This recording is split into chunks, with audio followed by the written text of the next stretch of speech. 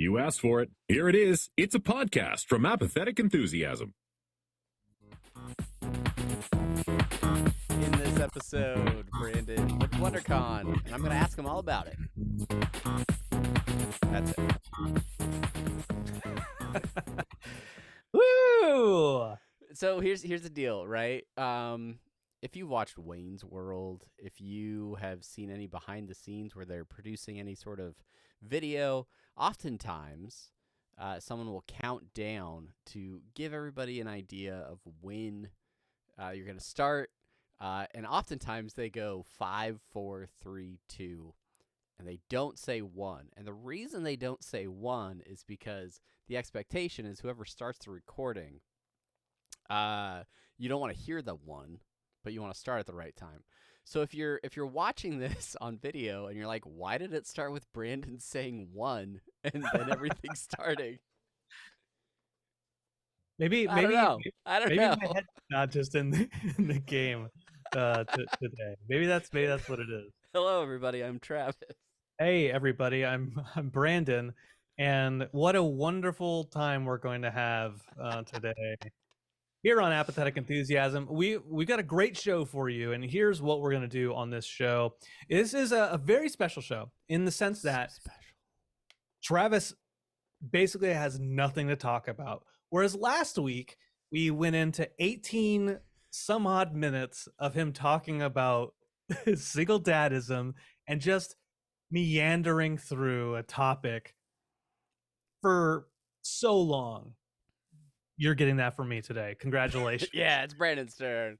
But before we get into that, for any new listeners or if you're new here, and you want to follow this podcast on any social medias, you can do that. We're on Twitter at Apathusiast. I am at Jogomino. He is at Barnyard Cruise. We're on Facebook, facebook.com/Apathetic Enthusiasm Show. You can send us emails, apatheticenthusiasmshow@gmail.com. We're on Instagram, posting them reels now. We'll talk about that for a minute. It's at apathetic_enthusiasm. And then you can find our website, apatheticenthusiasm.com, for this podcast and other podcasts as well. Streaming live right now, twitch.tv/apatheticenthusiasm, or you can get videos over at youtube.com/apatheticenthusiasm. Finally, big shout out to all the patrons at patreon.com/apatheticenthusiasm. Thanks for supporting the show. If you're a patron over there and you're not checking out the post-show videos, those are now available for you over at patreon.com/apatheticenthusiasm. All right, that's it. Housekeeping done. 18 minutes of Brandon rambling. He was born a rambling man. Oh yeah, I love that. I love that song. You know who sings that song, Travis? Kevin Spacey. Kevin Spacey and the Spacey Bros. That's right. It's very problematic, which is why we don't usually. Yeah, we usually don't talk about that song. You brought that up. Yeah, it's the Almond Brothers. The Almond Brothers. Yeah, you can find their services over at your local Starbucks if you want to get a chai latte with Almond Brothers milk with almond syrup. Okay, all right. Enough of this silly shit. Here we go. Here's what the deal is. Today's episode, we talked about this last week. We talked about this tail end of last week, after the very sad death news. Well, before, after, back, it doesn't matter. The fact is, we're talking today. You know what? Let's just start this again. Hey, everybody, I'm Brandon. Okay, so here we're going. So this weekend, I went to Anaheim, California, right across the street from ye old California Adventure, which is a Disneyland extension park. That's probably not the right terminology for it, but I mean, it's a theme park, a part of the Disneyland resort. Yeah. Okay. All right. Sure. Across from downtown Disney. Sure. Across from the hotels adjacent to the Disney's Grand California Resort, which you can actually enter into California Adventure from the hotel. Is that right? Yeah. All right. Well, hey, tell me more about that. I was born a rambling man. So this weekend I went to Anaheim, as I said before, but it was WonderCon 2023. And so that's what we're going to talk about today. I'm going to try to get through this in a fairly focused way once this part is over with.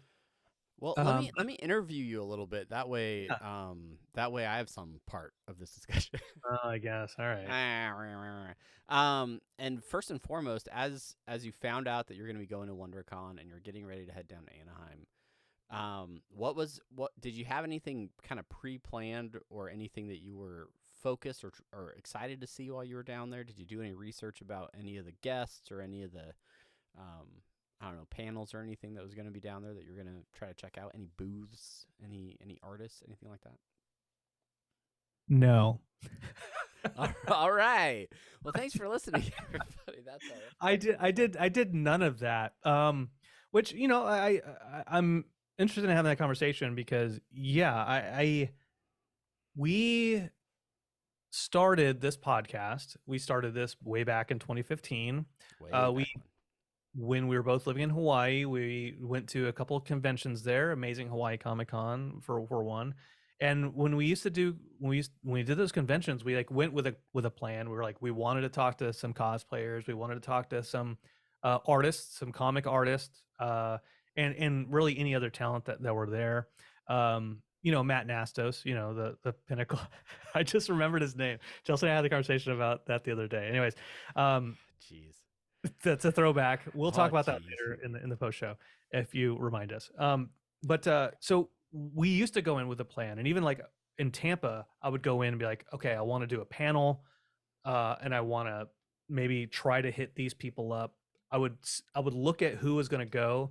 I would follow them on Twitter, maybe try to reach out and be like, hey, I'm going to be there. Do you have a few minutes to talk? This time was a little bit different. So this is WonderCon 2023, and for those who don't know what WonderCon is, you've heard of San Diego Comic-Con. San Diego Comic-Con has another convention called WonderCon. So it's part of the same company, it's part of the same brand, but it's a smaller venue. But this one's in Anaheim versus San Diego. Yeah. And every year for the last, I don't know, 5, 6, 8 years since we started this podcast, we have put ourselves on the list to be on press passes for San Diego Comic-Con. Yeah. Every year. And part of that is also like, do you want to be on the press list for WonderCon? I'm like, sure, yeah, whatever. Sorry, WonderCon people, if you're listening to this. This year was the first time ever that we got WonderCon press passes, which like shocked the hell out of me. Like it was like, whoa, hey, really? Us? Oh. Little old apathetic enthusiasm. I'll take it, but I don't know if you're making the right decision. That growing podcast network that's taken the world by storm. yeah, for sure. And so anyway, got press passes. All right, cool. No, I'll do this. Obviously, you can come down. Timing was not on our side. Time was not on our side.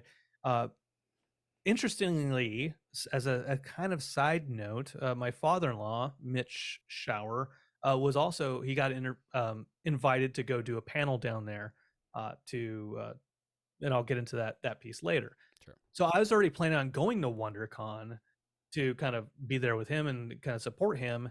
And then the press passes came, like, okay, great. Now we're going to go down there. We had 4. We could have gotten 4 press passes. I used 2 of them, one for me, one for Chelsea, and then the kiddo got in for free because he's under 12. I was just going. I didn't plan on interviewing anybody. I didn't plan on going as press, and so I wasn't putting my whole heart into investigation and studying and reaching out to people. I should have, but it was like just a different mindset, I guess. Travis is what I'm trying to say. All right. Cool. What else would you like? What else would you like to know about the? Well, I mean, so with nothing planned outside of the one panel that you knew about, was there anything that was this your first time at WonderCon? It was, and so I didn't really know what to expect.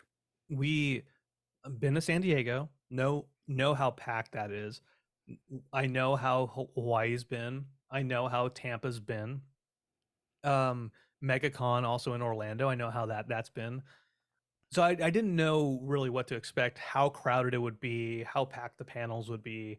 And so we didn't go on Friday. We went on Saturday, stayed the night, and then we went back on Sunday. And we were kind of like, well, it's going to be Sunday. There's not going to be that many people. Sunday was still pretty crowded, surprisingly. Ton of booths, ton of artists, ton of cosplayers. The panel selection, there was interesting panels. I won't poop on any of the panels. There were some good panels. I didn't get to see any of them.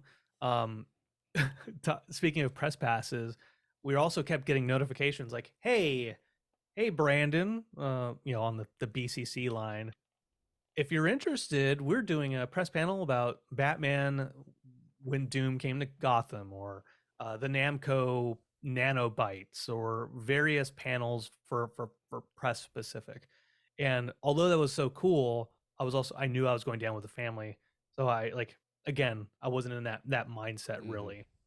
But yeah, it was crowded, but it wasn't overly crowded, I guess. It was Okay.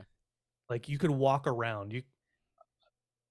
It wasn't like where you're like in a pack of sardines where you're like and you're like, my kid is gonna disappear. He's gonna disappear. Hold my hand. Just grab something. Grab something attached to me. Please don't get lost, because I will never find you again. Swallow this air tag. I need to know where you are. All right. Well, that's cool. Did you?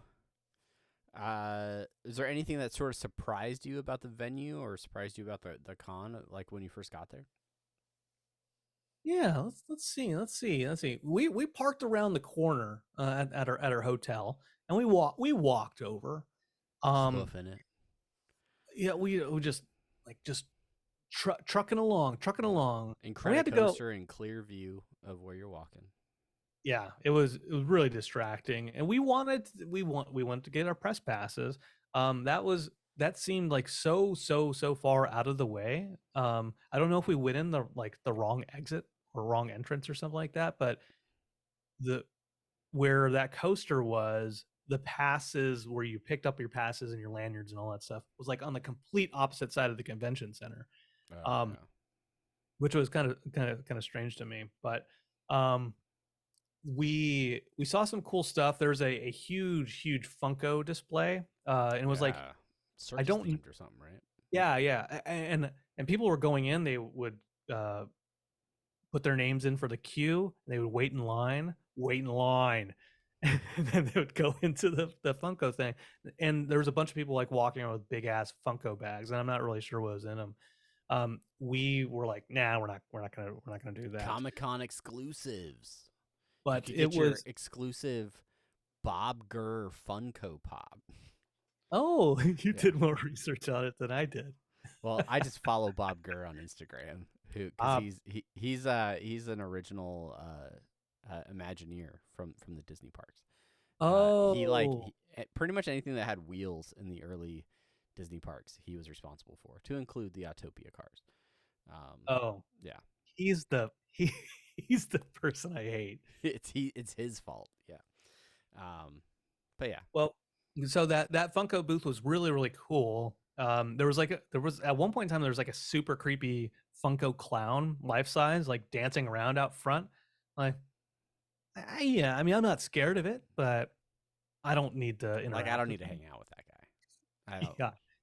Yeah. We don't need to go get Mexican. You just go ahead and stay a safe distance away from me. I appreciate that. And my kids and any of the other kids. But so as far as like the booths and stuff like that, standard comic con convention type stuff, right? Ton of artists, ton of like toy booths, t-shirt booths, some CGC for grading comics. There was some of that as well. So yeah, we on Sundays when we did most of that stuff, where we got there at around 10 o'clock. Originally I wanted to go to a panel. It was like 31 years of X-Men the animated series, and they were going to talk about that. It was right at 10. we got there and I was like, nah, I don't want to go to the panel. I'm gonna hang out with the family. And so we started strong, looking at all the art in each one of the booths, and and I admit this, I get a little bit impatient where I'm like, I just want to scan. I don't want to sit there and like look at every single thing on every single booth. I admit this. Chelsea's not as much that where You are not aligned in that. she wants to look, and then of course then the people start talking, and then so like it's like record reviews, right? Especially like when you have hundreds and hundreds of records, you can't dedicate more than a couple of minutes to each one of these records because you have so many records to get through in such a limited period of time. So I'm looking at each of these booths like I saw what I wanted, and I don't want anything. I'm ready to move to the next one. But I can't move to the next one because if I move to the next one, then I'll already be done with that one by the time she finishes with the first one. And, so then I just kind of like step back, review, and I see, okay, cool, she's moving on, and I go to the next booth with her. And this time was good. This time was better for me, I'll say, because I also was like, you know what, be better, Brandon. Do better. Do better. Do better, and be patient, and just work with it. And then I got over it, and it was fine. But we picked up a lot of stuff. We splurged, got the kid some tortoise type stuff because he loves tortoises now. There's a lot of Elden Ring Turtle Pope merchandise. It's a thing. Look it up. Turtle Pope. Turtle Pope. Okay. It's a giant turtle with a Pope's cap on that it wears. I don't know. Okay. All you right. see it? It's a thing. I don't know. I don't know Elden Ring. I don't know Turtle Popes. I picked up some Twilight Zone stuff. Because I'm getting back into submitting for your approval. I want to support my Twilight Zone artists out there, so I picked up a couple of Twilight Zone related things. Oh, I like those. Those are good. And my kid got a like $100 like limited edition vinyl toy. It was like a turtle thing, and he just loved it, and I didn't want to buy it, but it was just such a sucker for the kids. So convincing. Yeah. Anyway, oh, one of the booths, this is crazy to me. There was a game system way back in the day, back when we were wee tykes, Travis, the TurboGrafx 16. Oh, okay. And the TurboGrafx 16, not many people owned it. Our family owned one. We loved it. Bonk's Adventure was a game. Moto Rotor, Jack Nicklaus Turbo Golf. Really, it was a great system. And it came out with one of the first portable systems as well. So the Game Boy, and then came out with Game Boy. There was the Sega Game Gear. TurboGrafx came out with a Turbo Express portable. And what was great about this portable system was the TurboGrafx 16 console you connected to your TV. It had these little game chip cards. All the cards were on game chips. The Turbo Express portable, you take that little game chip, you would put it in your portable device, the same one you take from your console, and you would play it on your portable device. It ate the shit out of the batteries. The batteries died so quickly, but it was a thing. Well, over the years, I've been looking for a TurboGrafx 16. A couple years back, I found a Turbo Express portable, and it was like $900 in not a great condition. Not great condition, but I was like, oh man, I've got money, I should buy this. I'm like, no. What are you? It's going to sit in your garage. Just buy a Steam Deck. Well, here at WonderCon, I've walking through some of the booths towards like the graded comics booth, and graded video games are a thing now, much more now than they ever were. Well, there's this glass case, and in this glass case there was mint condition Paperboy for the Game Boy. There was a mint condition like actual Game Boy in the box, like pristine looking. Wow.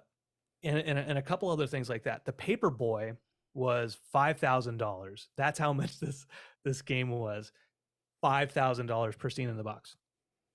Inside this glass case also was a Turbo Express portable in the original packaging, and that box looked like it came straight from the shelf of a department store. It was amazing.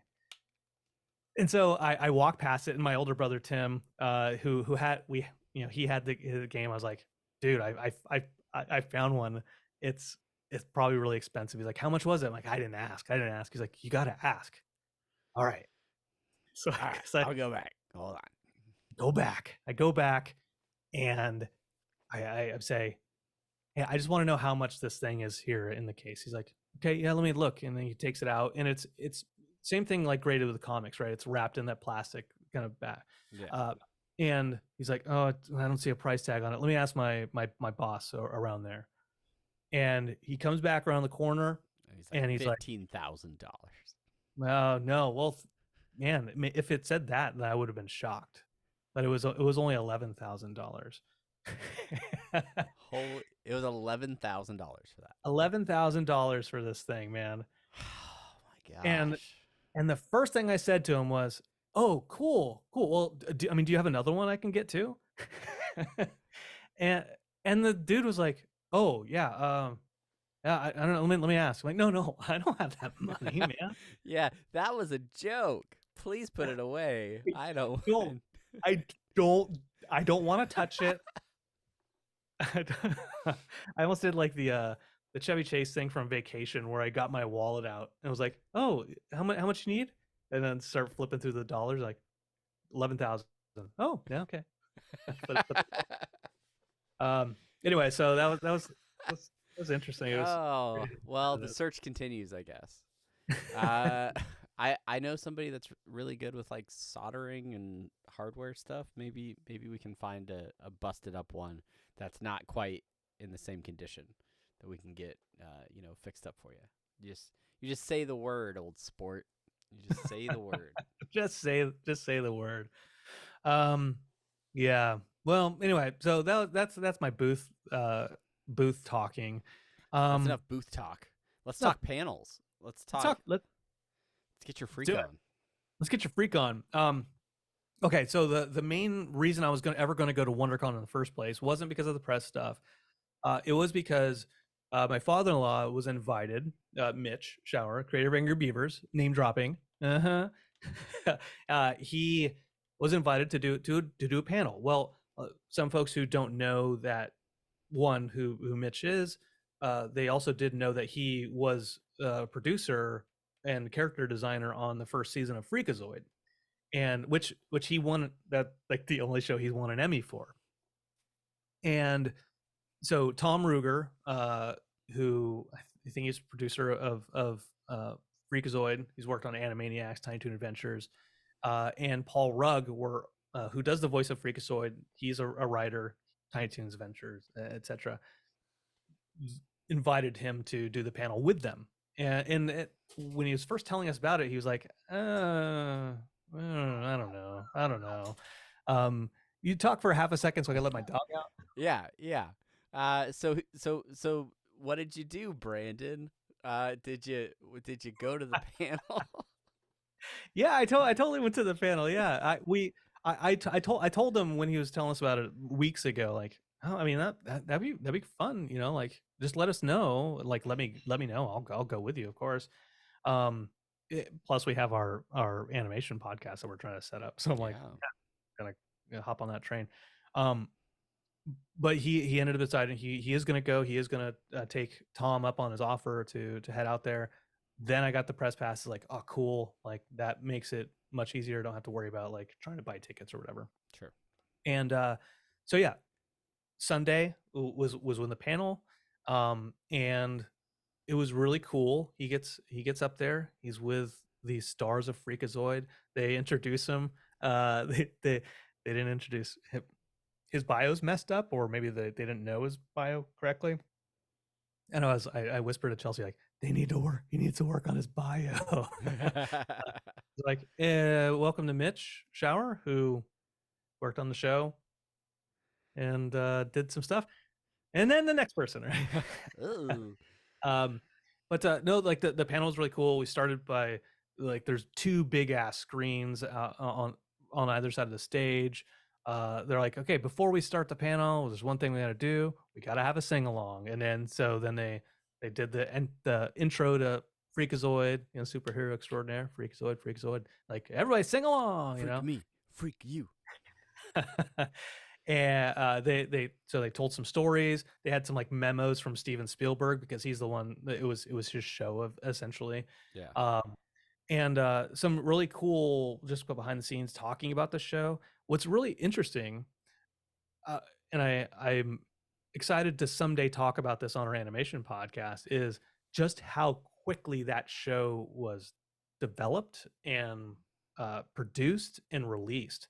Because I think they were saying that like they came up with the idea in like March of that year, and then it was supposed to be released by September. An entire first season of a show was supposed to be from March to September, needed to be released. Now, correct me if I'm wrong, but was Freakazoid, did it start as a bit on Animaniacs? No, it was its own.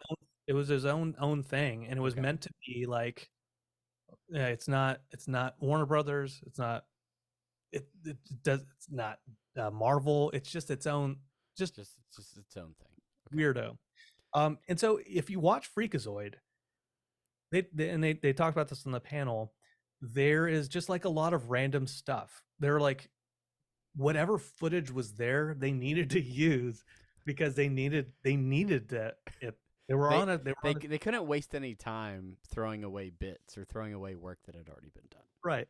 And when you have like random images of like old movies or old like obscure just clips from like live action clips from stuff, it's just like fill it in. Fill in the gaps. Get in that 22 minutes. So it was fun. It was fun. It was interesting. Some of the QA showing clips from some of the just from the show, some of the voice acting clips. I guess Mitch did a voice on it at one point in time where he was Lonnie Talbot, who is it's a reference to the Wolfman, and so he voice acted the Wolfman, which was basically just like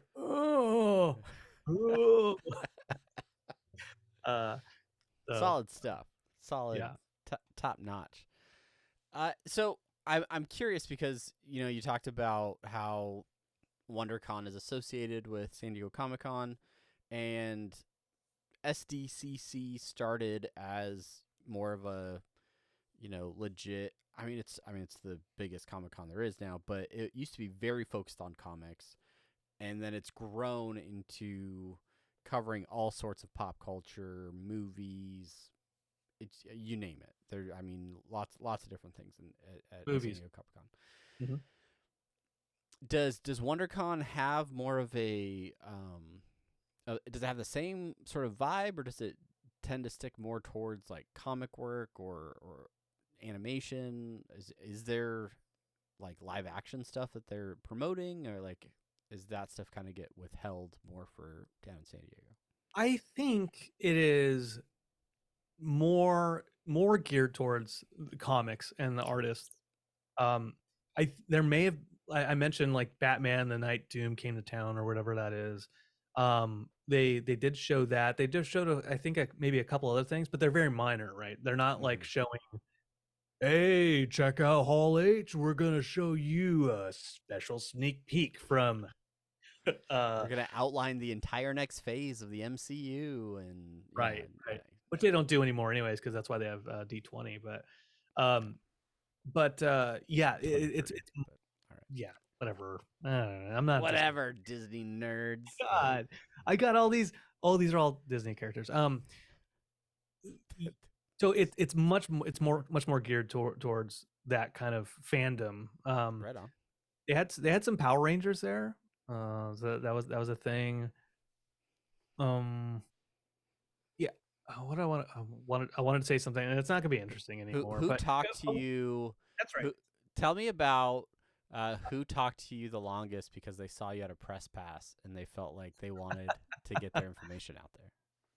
We okay. So going back to like the booth thing, the other thing I noticed, because I was taking a step back as Chelsea was going in to look at the artwork, and then she ended up starting to talk to people. I would notice them, and I would like keep kind of an eye on the people that whose booths she was going to, and there was like this little subtle eye looking down from the people who were working the booths, looking down at the pass, seeing the brown press, and then looking back up, and then starting a conversation about like, oh, I'm working on this comic type of thing.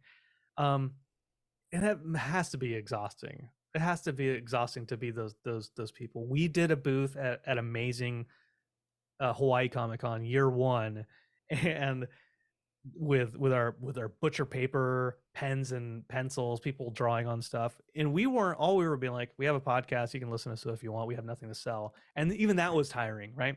Yeah, yeah.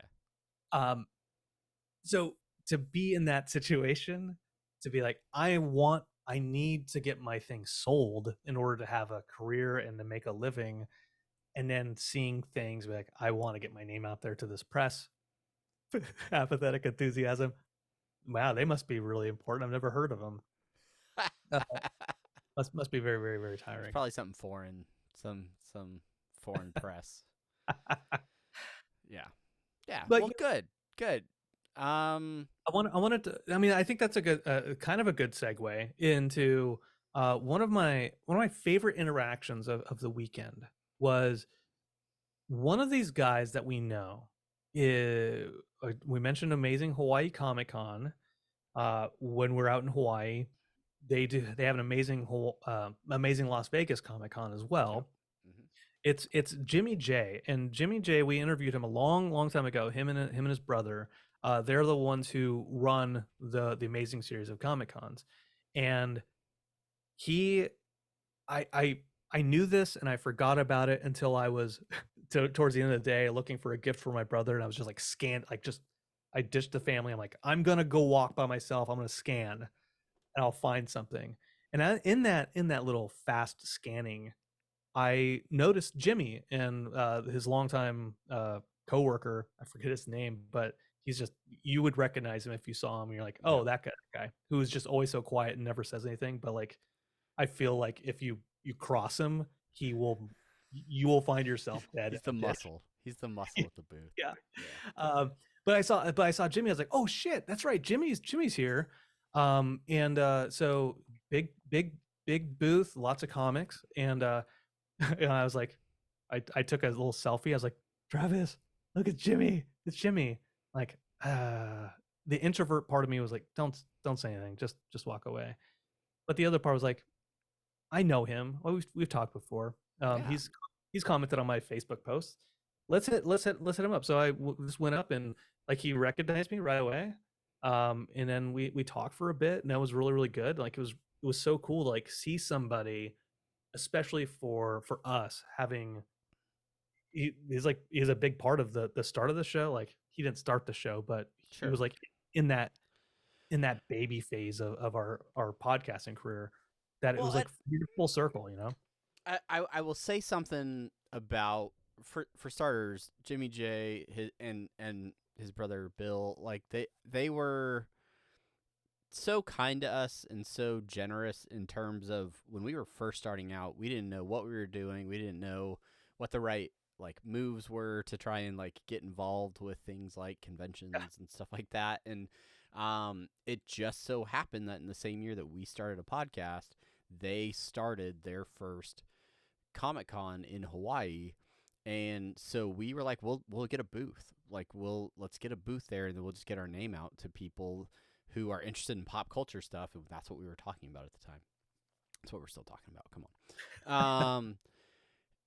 And so in that way, it was like we just kind of got our foot in the door. We used that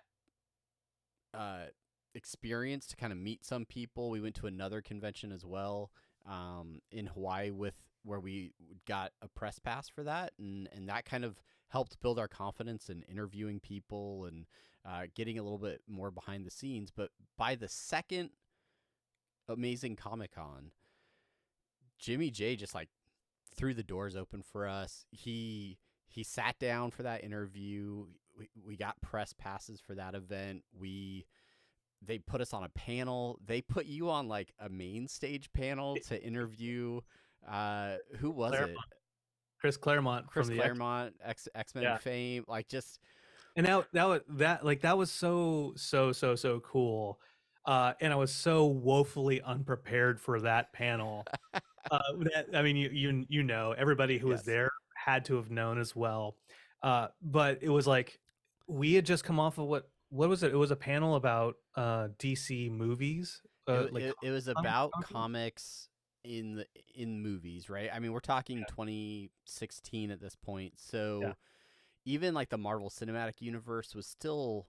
I mean, it had been around for a while. The Avengers movie had come out probably 5 years prior or something like that, the first Avengers. But, like, this was right in the ramp up to, you know, Infinity War type stuff, like all of that Zack stuff. Snyder's Justice League. Yeah, and so we talked a lot about that stuff and talked a little bit about television and stuff like that. But I don't know, they threw us on there. Yeah. And so I think what that did for us is it helped in a lot of ways for us feeling like, yeah, we could probably do some of these things that we were either unsure of or not exposed to. It helped build connections with people that I think you and I are both still friendly with and have reached out to. And so I think it's just really awesome. Dallas and Uncanny, you know. Yeah. All those folks. Even just the local like comic book scene in Hawaii at the time, and like we became regulars at the comic shop downtown and stuff like that. So no, that was that, and that him bringing that convention to Hawaii was a huge part of that. So yeah, it's awesome that he was there, that you got to hang out with him a little bit, and yeah, really rooting for him because that their conventions were growing. They were moving really well. They were expanding. They had a lot of things planned, and then obviously 2020 and COVID happens, and conventions don't really become popular for a few years. So I know that they've got like the return to Hawaii planned. Vegas, I think, is still going strong, and I'm sure at the end of April. Yeah. So when I was talking to Jimmy at the convention, some guy walked up. I was like, "Hey, Jimmy, you have any booths for Vegas next month?" And he looked over at. Damn it! I'm really sorry, man. Not that you're listening, but if you do, I'm sorry. I forget your name. The bodyguard. Because he's got like that newsy cap, right? And I mean, I'm scared of him. I'm still scared of him. But he just looked over. Jimmy looked over at him. He looked over at Jimmy, and he just did just a quiet, silent no. There's no space for him. But Jimmy's he's just so nice. He's like, sorry, man, like we don't have any space. And then when I was leaving, he's like, so good to see you, man. It's always good to see you. Like every time I talk to you, I'm just like, man, why don't I hang out with that guy? and I shot him a message this morning. He's like, no joke, one of the highlights of my con. I'm like, this motherfucker, like he just what a guy. It's so nice. By the way, if you need any panel hosts in Las Vegas, Jimmy, I am offer only, but just hit me up. No. Just let me know, Jimmy, if you need some help. But anyway, so it's only a short, like 16-hour drive for me to get to Vegas. So it's like 4 or 5 maybe for me. Brag about it. Sure. Yeah. Anyway, so that's WonderCon. That was my WonderCon. It was wonderful. Was it wonderful? There were we did talk to a good amount of people in the booths. This is one thing I always do. I always collect business cards because I have this hope that I never actually realize of reaching out to everybody and making sure I follow them and maybe just try to get a hold of them. Yeah. I have reached out to a few of the folks that I did talk to this weekend just to say like, hey, I was there. You probably don't remember me, but we talked about Rod Serling, and you also said thank you so much for breeding because you're awesome, the three of you, because your kid knows what the Twilight Zone is, and he knows what Futurama is. So you're doing something right. Yeah. But anyway, it was fun. I wonder, kind of transitioning into San Diego, if we will have any kind of passes for San Diego. The second we get that email, you let me know, Boot. because yeah, I will start figuring out arrangements. Tickets are boot Yeah. at that moment. Yeah. Yeah. So fingers crossed. Keep all your fingers crossed for us. And to reassure the listener, if we get press passes to San Diego, We'll go with a plan. I will make sure we get plenty of content while we're there. We'll have a plan that time. It was unexpected. It was unexpected. It was fair. nice. So you said there was a lot of cosplayers there. Do you feel like being in or near LA, are people that go like really over the top with their cosplay? Like, are there like, or did it feel pretty standard for what you're used to seeing at other conventions? No, it felt pretty standard. I didn't see anything that was like, whoa, that's amazing. I've never seen it before. Matter of fact, I think maybe. I mean, there were some really good cosplay. I won't downplay any of that. But I was more. I had seen cooler things at like MegaCon, out in Orlando. Not saying it's a better, Yeah, but just saying that I saw cooler things there. it may But have also, just been the relative size of the event or something. But yeah. Or because it was Sunday, maybe people are like, I don't want to cosplay anymore. I just want to. I've already worn all my costumes. I just want to wear a onesie and visit booths. It's a real quick side story. I talked about the Mutant Fam hangout last week, where we hung out over at a coffee shop in NoHo talking about horror films. Yeah. Well, we were hanging out watching Mitch. So after Mitch's panel, he went back to Tom Ruger's table and he was drawing stuff for fans, in autographing stuff.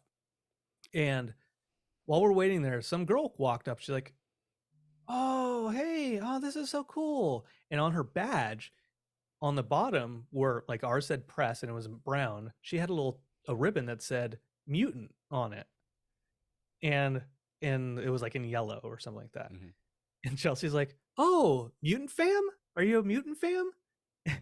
And it's like, "What? Oh, what? No. I cosplay as Rogue yesterday." And so they gave me a mutant, uh mutant sticker. And Chelsea and I were like, "Oh yeah, no, yeah, oh that's cool." That, I guess that makes sense in context as well. Yes. Yeah, that makes sense. Fair enough. And that person flew away because she was Rogue. Yeah. All right. Yeah. Good. Okay. Well, anything else in your life that's exciting or happening?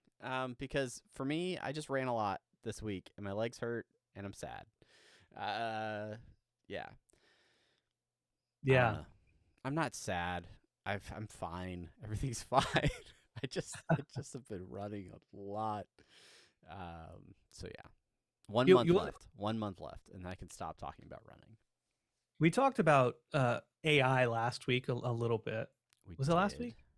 I mean, every week we talk about AI. I did finally get access to the Spotify AI DJ. Oh, okay. All right. So I'm up on that train. Nice. My teenager got it before me, which makes sense because she basically lives on Spotify.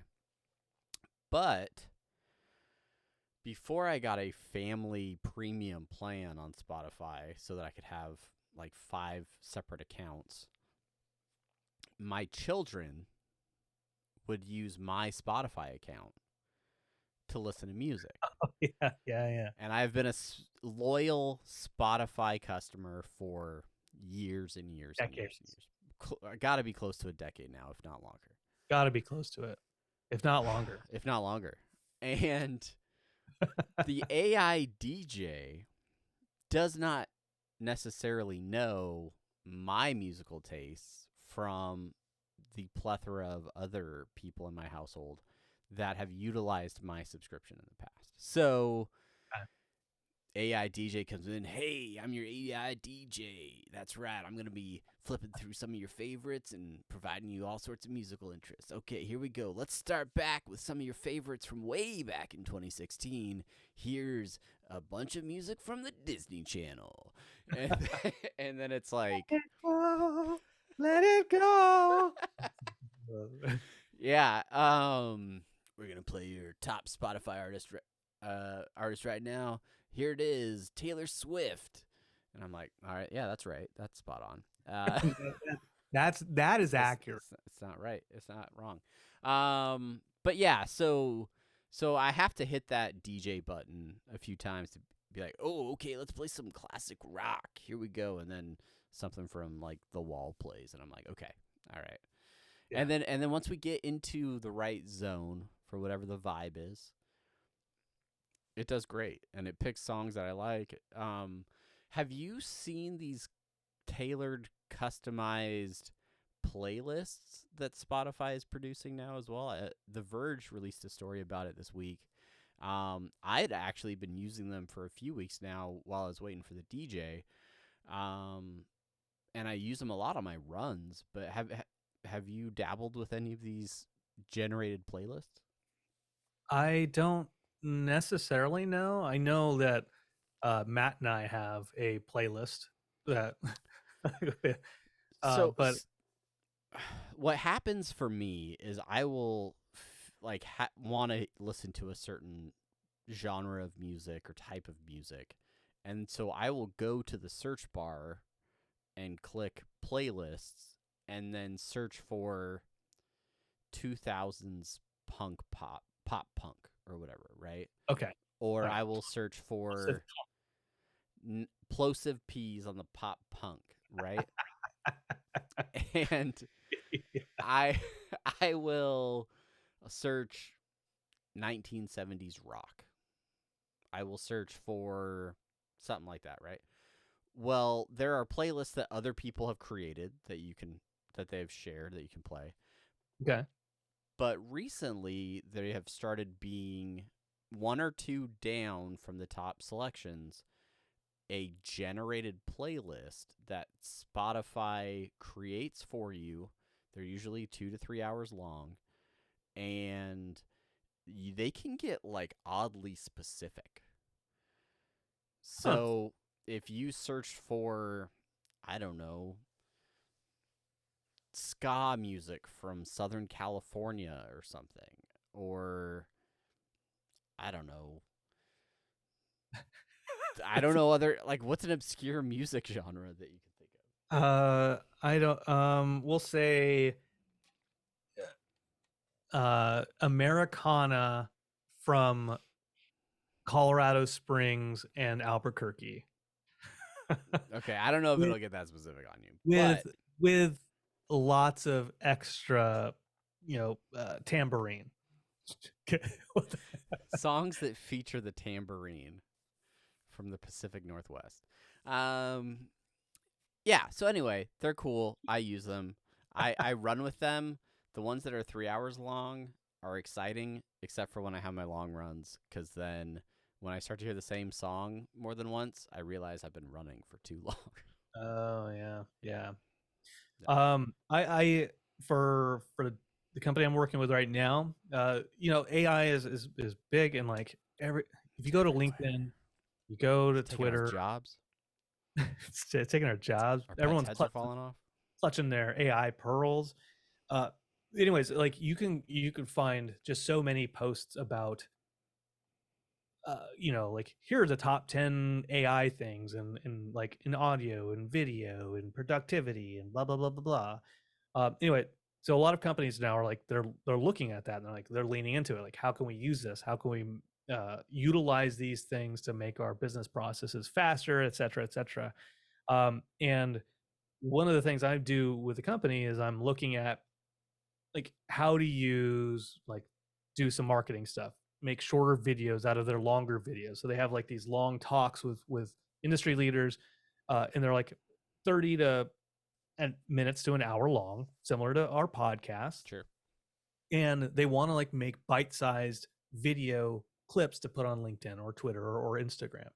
And so last week I went to Descript, which is a very popular service, and I took one of their videos, their hour-long videos. I put that in there. I broke it down. It was really, really cool. Like you can, you see the script and say the line is, "I want a Choco Taco," but you're like, don't say Choco, say Tamaco. You can go in there and you can just type backspace with the Choco, type in Tamaco, and then it'll like the AI, whatever portion of it will be like, I like Tamaco tacos. So anyways, that's one thing. But then you have to take that video that you crop down from an hour that is now like a minute or so, and then you have to put that into like DaVinci Resolve or Adobe. You have to make that into its own video and then render it. So all that process takes, like if you know what clip you want to hear from, okay, then it could be pretty quick. But if you don't, if you're like searching for content, you're like, what is interesting to hear out of this video? That's going to take you a while to like scan and listen and be like, no. So today I went in there and I looked at looked at some different AI tools, video AI, to capture AI, and a couple other ones.